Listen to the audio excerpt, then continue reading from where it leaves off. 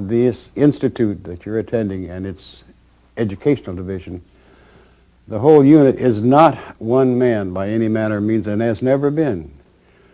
All the way back, beginning in 1958, 59, there have been supporters, participants, ranging from physicists, psychologists, doctors, MD types, engineers, a lot of those fellows, and surgeons, educators, professors from various universities, and a goodly number of other similar types have made their contribution through the years to what the Institute is now.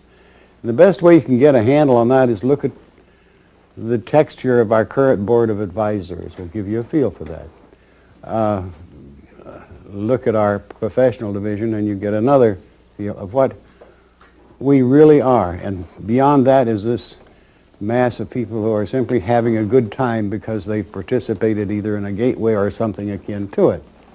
So that would give you another feel. The second thing is that I'm sure if the team didn't tell you that the interesting change that took place all the way in 1985, if you can believe it, from 1950, very quickly in 1985 we moved it over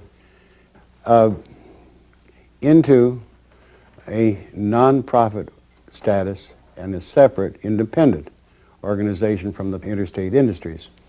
So it's important to know that that movement and why it was made. So in our organization, no one is taking down six-figure salaries or anything like that. It isn't that kind of thing. Well, there's not the money to do it, of course, too.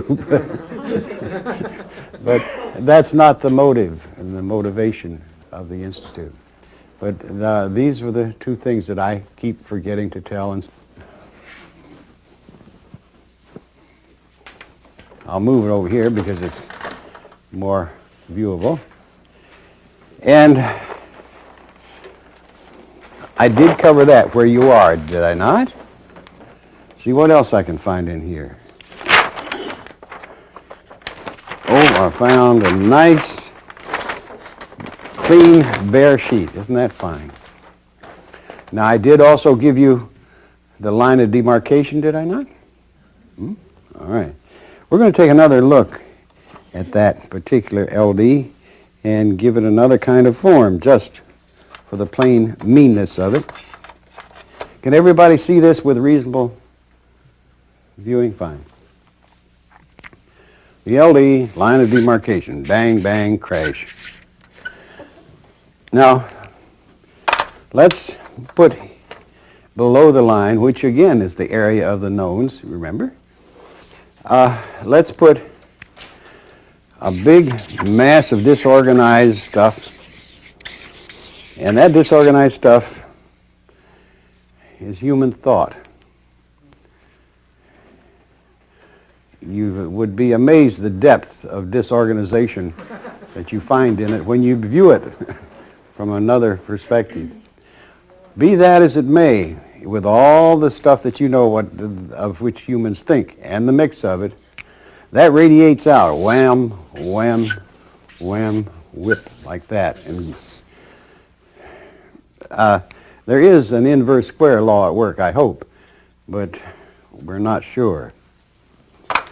On the other side of the coin is that eternal M field that comes down through here like this and radiates through there. Now, a funny thing has happened on the way to the store, as it were, where we, us, how and why did we get here? This is the thing that is a subject of great curiosity, to say the least. Well, let's take a typical one, but not the most important one. Here, we are moving along here, and boing, we hit that part of that radiation, and we smell it, taste it. What's that? So we move in a little lever over here to another, and we get another taste of it. You say, you know, that's real interesting. I wonder what that is and what that's like. So you're trying to figure a way where you can move in here because it's getting pretty strong stuff and sticky and this kind of thing. So you're very cautious. And at that particular moment, as you're contemplating, you're perceiving all this in here with great curiosity. All of a sudden, this big man, wouldn't that's a misnomer, a he-she? That's more like it, appeared. And said, what do you want? And you say, oh, well, what's that down there? He says, that's humans. And you say, well, can I go closer? And he says, well, not unless you be human. You say, well, I'll be human. He says, you what? He says, well, I'd like to be human. And he says, well, I suppose you could if you really wanted to. And you say, well, how do I do it? He says, well, just call me Ed, incidentally. I'm the entry director, and just so you can call me Ed for short. You say, oh, yes, Ed. Okay.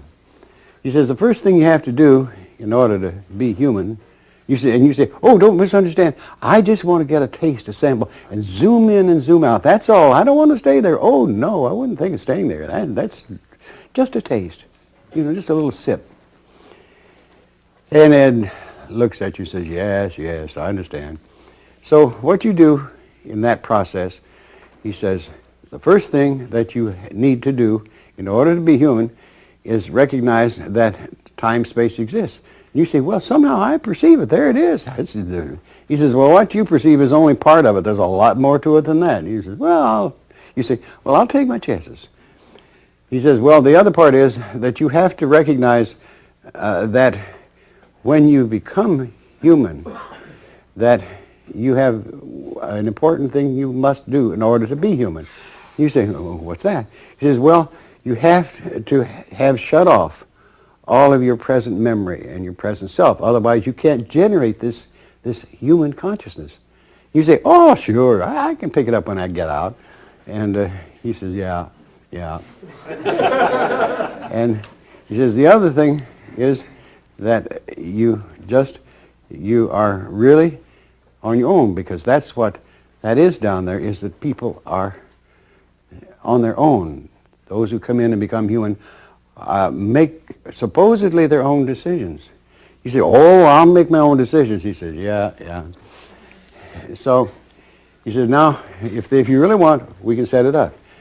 You say, oh, sure, I could go. He says, all right, first thing you got to do is, what do you want? Do you want to be male or female? And you look and say, what's that? He says, never mind. He says, can I select for you? Oh, yeah, you tell me which way. All right, fine. He says, the next thing is that you have to make a decision of where you want your entry point is. And he says, that's a decision that you have to make, because there are kind of problems. He says, for example, on Park Avenue in New York, there's a wait list line, a long wait list line to get there. Marin County, California, long line, that kind of stuff. And he says, Beverly Hills, almost impossible. But he says, we got plenty of fast takers, say in Africa, instant service, you can get in right away. South America, the same thing, easy, no problem. And he says, and I can just really rig it. And you say, well, that first one, it sounds pretty interesting, but you say it's waitlisted. He says, yeah, Park Avenue, forget it, but in New York. He says, and you say, but if it's New York, and it's close to that waitlisting, isn't there any place in New York I can get in? And he thinks this is, yes, I can get you in, as a matter of fact, pretty quickly. Just right now, just wait and see. You say, that's fine, you're right. He says, all right, you got to be careful now. Remember, you're on your own. He says, oh, I can make it.